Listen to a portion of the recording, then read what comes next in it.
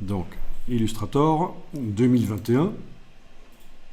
Donc j'ai plusieurs versions de Illustrator qui cohabitent parce il peut arriver qu'on achète une extension bien chère pour un logiciel. Et puis, cette extension, si on veut qu'elle fonctionne dans les versions suivantes du logiciel, il faut upgrader, il faut faire la mise à jour. Et ça pose problème parfois au niveau finance. Donc c'est pour ça que Adobe permet de garder des anciennes versions qui cohabitent avec les nouvelles. Vous avez ça pour différents logiciels chez moi. Voilà. Et alors quand une nouvelle version arrive, il ne faut pas sauter directement dessus parce que généralement, elle a ces petites maladies. En entreprise, on n'est pas pour passer directement à la nouvelle version qui vient de sortir.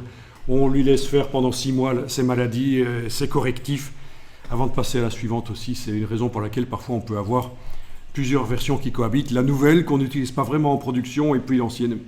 Alors, ici dans Illustrator, il y a différentes choses que j'ai faites. Je vous explique rapidement. J'ai fait passer l'interface en gris. C'est par le menu Illustrator Préférences Interface. Parce que pour la projection en gris, c'est mieux d'avoir le texte noir sur fond clair. J'ai choisi ce gris-là et certainement pas celui-là qu'il faut absolument éviter parce que dans la palette des calques, il y a des informations qui apparaissent et elles ont le même gris que ça et donc on ne les voit pas, c'est un petit bug. Donc soit on choisit foncé, soit on choisit très clair, mais choisissez pas celui-là, ça peut vous poser un problème. Dans les préférences générales, il y a d'autres choses que j'ai faites précédemment pour modifier Illustrator. Dans les unités, j'ai été modifié ici général et millimètres à la place de pixels. Comme ça, j'ai les unités de mesure millimètres. Autre chose, dans les préférences générales, j'ai été décoché ici, afficher l'écran d'accueil si aucun document n'est ouvert. Comme ça, quand je ferme un document, je n'ai pas cet écran d'accueil qui revient à chaque fois, ce qui est ennuyeux. Et qu'est-ce que j'ai fait d'autre ici dedans? Ah oui, sélection et affichage des points d'ancrage. J'ai été augmenter au maximum la taille des points d'ancrage. Comme ça, quand je travaille sur des objets dans Illustrator, je vois bien les points, ils ne sont pas minuscules, ils sont bien grands. Donc ça peut aider aussi.